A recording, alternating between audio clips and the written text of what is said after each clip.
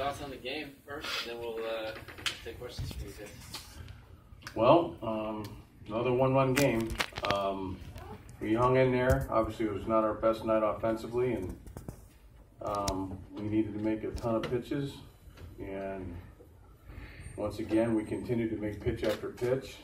And they had, I don't know how many they left on base. Left 11 on base. It seems like that. They had some opportunities. I think the strikeout with Alex, with Gavin Sheets, with the bases a little one out, was a huge turning point in that game. Even though it was early, we had a tough decision to make about who we were going to start after Alex, because I just had that feel that we were going to have a little trouble scoring runs. It was just that feel, just a gut feel. So, we had the opportunity to move Jackson up one start, and we'll piece this thing together. Brady can come back on Monday. Michael as well, and then obviously, we got some out of Alex too. So we'll see how tomorrow goes, but just one of those games. And both teams pitched exceptionally well. Their starter was really good. Their closer was good as advertised with a slider. Just kind of lost the zone there in the 11th, and we had a senior at the plate that stayed right in the middle of the field and had a big hit for us. So not an easy game, but we did just enough to win. And Wake Forest has got a heck of a ball club, and tomorrow's not going to be easy. Questions? Ryan, first game back in 2 weeks. Just how does it feel to be able to kind of come through after having that kind of layoff? It was nice. I mean, obviously to get the win, but throughout the week, I got to thank the pitchers that stayed late and threw live to me. Cole May, Garrett Milchin, a couple others. Thank you. That helped make me feel a lot more comfortable at the dish, with the little flap thing and, that. But, we got the win tonight, so I feel pretty comfortable now. What was the approach like on the last at bat? You struck out Cole Mario, 3 straight pitches, kind of gets a strike to you. What are you thinking in that situation? I was watching those pitches on Mark, and it looked like it had some ride to it. And walking up there, I remember we were watching a game in the locker room a few days ago, and Sully said, spit out some stats, 74% of game-winning hits are up the middle or something like that. So just decided to stay up the middle of the field. You've had a bunch of highlights this year, but what's the emotion of this one, having to watch last week and then having your teammates chase into the outfield and just everything this game entailed? It was pretty cool. Definitely a lot of fun tonight. You even have fun when you're sitting in the locker room for 3 hours waiting around, just goofing off. And we stayed pretty loose as a club, but tonight was a lot of fun. It's definitely a memory for sure. Brady, did you know there was a chance you might pitch if there was a rain delay today? Yeah, in my mind, I knew I wanted to go, and then Sully came up to me and asked me, and it was a definite yes. And I was just fortunate enough to get out there. What were you feeling out there? You were so jacked up after this big strikeout. Just take us through the emotion out there. Super regionals, postseason. We were trying to get to Omaha, and I think you got to pitch with emotions in the postseason. Just had a lot of fun. The fans were great, and my defense really picked me up in clutch situations. The play by Dalton, the play by Andy was huge. Michael, how did you kind of hang in there mentally? You gave up the homer on the second pitch, and you had a few jams, but how do you think you managed to work through it and put your team in position to win? Just getting ahead and throwing strikes, getting ground balls or striking guys out, just whatever. Just getting back in the dugout with zeros. Coach, what was the thought process in deciding to go to Michael instead of sticking with Brady? How much talk went into it? I think I thought there was a lot of emotional pitches that Brady had to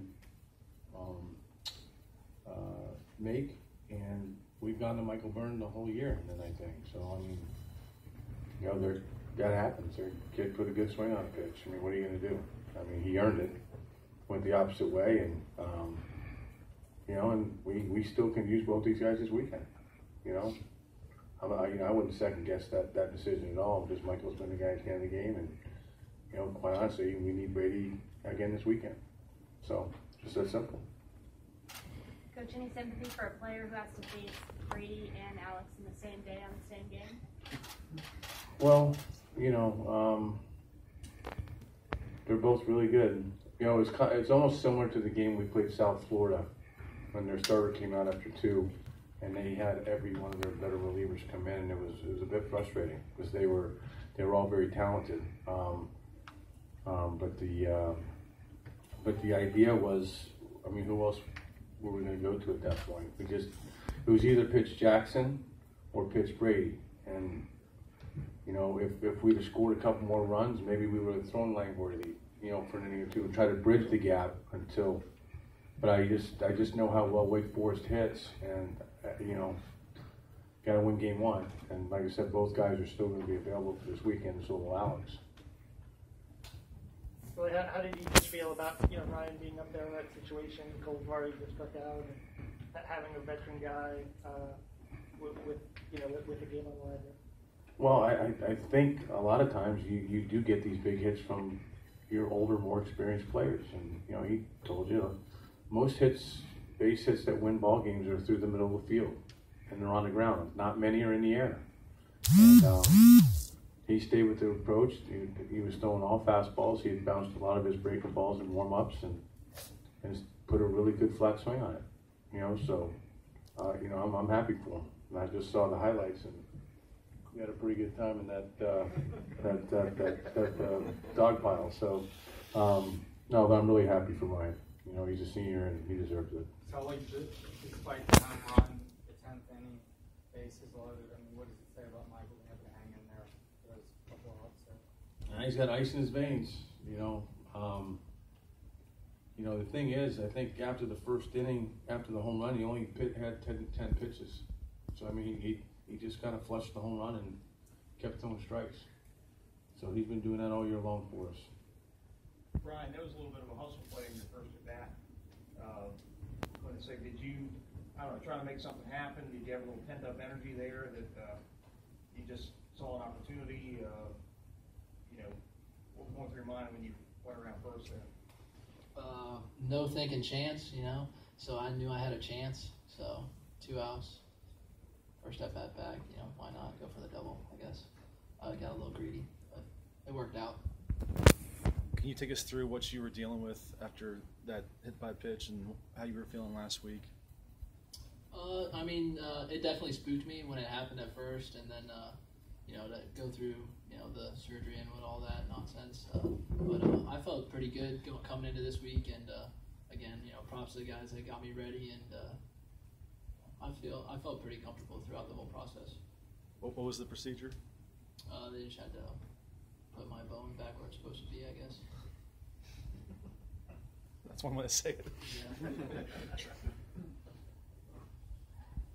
Anything else, guys?